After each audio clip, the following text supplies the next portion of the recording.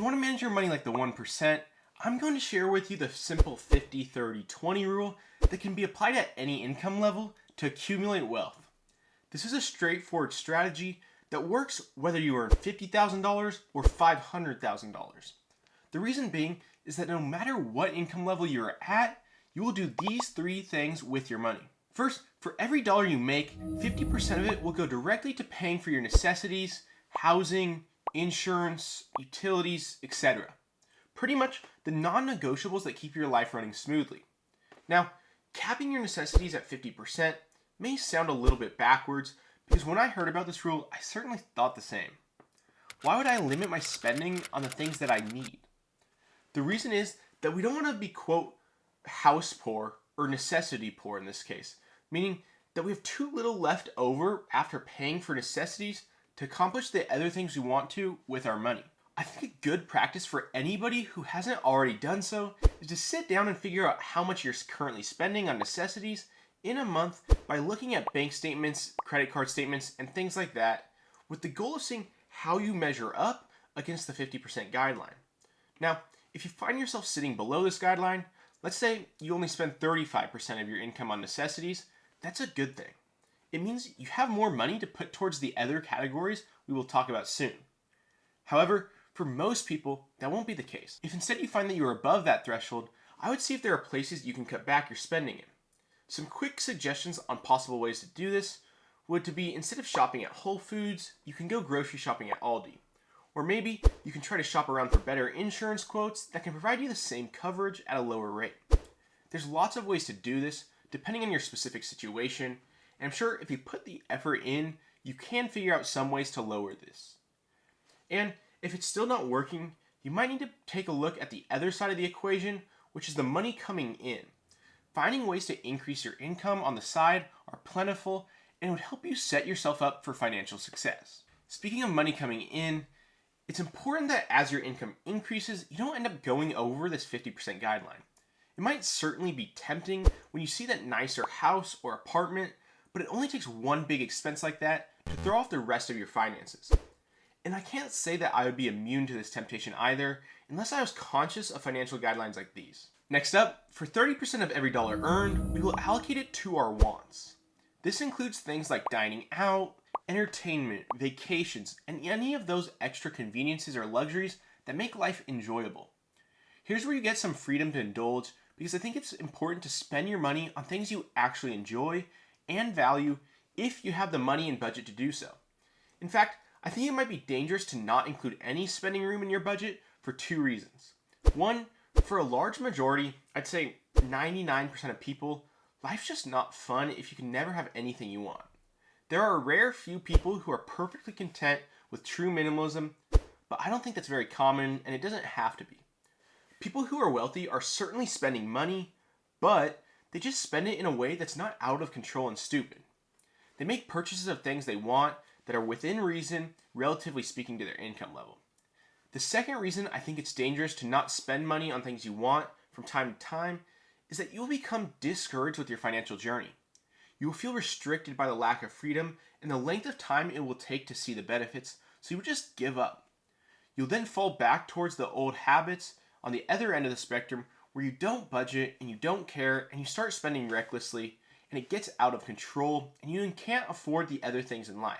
As with anything, spending money on things you enjoy can be good if done in moderation. To get a realistic picture of how much you're spending on wants, you will want to continue with the exercise we discussed earlier and categorize all your spending. List out all those extra expenses, from streaming subscriptions to dining out, and total them up. If it's comfortably under the 30% of your income, you're on the right track. But if you're over, think about areas where you could cut back, maybe making a coffee at home a few days a week, or picking just one streaming service. On top of this, when we're looking at our expenses, we need to be honest with ourselves. It's easy to justify a lot of these expenses as needs when they actually fall into this wants category. For instance, getting coffee out every morning or upgrading to the latest phone might feel essential, but they're actually part of your discretionary spending. The wealthy think critically about these wants. They don't just cut them out, but they make sure these choices align with their bigger financial goals. A helpful rule of thumb that I like to use is to ask myself, would I still spend my money on this if nobody else ever knew I had it? At least for me, this helps to shift my mindset and prioritize what really adds value to my life. So moving on, let's talk about the final 20%, which is arguably the most important part of this entire rule. This last 20% goes directly towards building your financial future, and it's the part that truly builds wealth over time. See, this isn't just about setting money aside, it's about growing that money so that it can eventually work for you rather than you working for it. Depending on where you are in your financial journey, this 20% will go to one of three things. First, if you don't already have one, this 20% should go towards building your emergency fund. This is a financial safety net that will be used to cover you. Why do you need it? Because life is unpredictable. A medical bill, car repair, or sudden job loss could easily derail your finances if you don't have something set aside.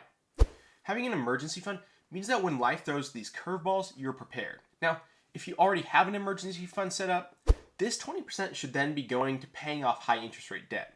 See, debt repayment is one of the fastest ways to free up future income and reduce financial stress. For instance, if you have credit card debt with 20% interest, it's almost impossible to out-earn that rate through investing. Paying off debt is like getting a guaranteed return on your money.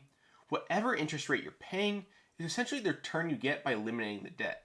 Now, there are two main approaches to debt repayment.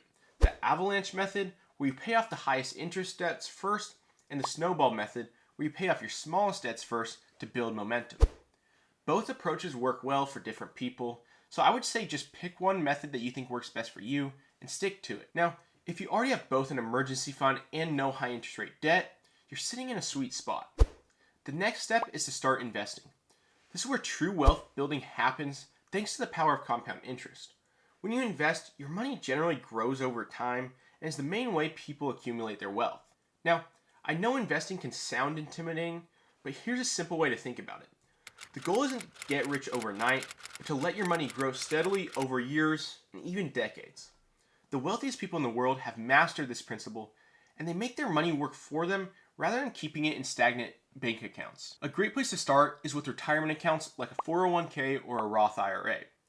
These accounts not only help your money grow, but also give you tax advantages. In a 401k, for instance, you can put money in before it gets taxed, and those taxes are delayed until you withdraw the money later on after reaching 59 and a half years old. Also, for a lot of people, their contributions are often matched by their employer, which is basically free money that helps build wealth faster.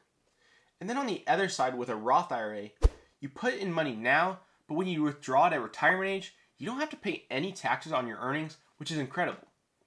If you're looking beyond retirement, you might consider opening a brokerage account to invest in low-cost index funds or ETFs, which track the overall stock market and generally grow over time with relatively low risk.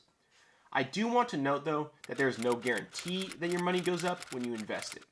Although this is the general trend, there could be cases when you lose money, and you have to be willing to accept this risk if you want to invest. Before investing in anything, I would do some research to figure out what is best for your personal situation. The reason why this last 20% is so powerful is that it puts you in control of your future. Instead of just going through life, reacting to financial setbacks, you're proactively building a cushion, growing wealth, and removing financial obstacles. This is what allows the wealthy to take calculated risks, pursue opportunities, and enjoy a level of security that goes beyond their current income. If you enjoyed this video, you might also like this video up here. Thank you very much for watching, and I'll see you in the next video.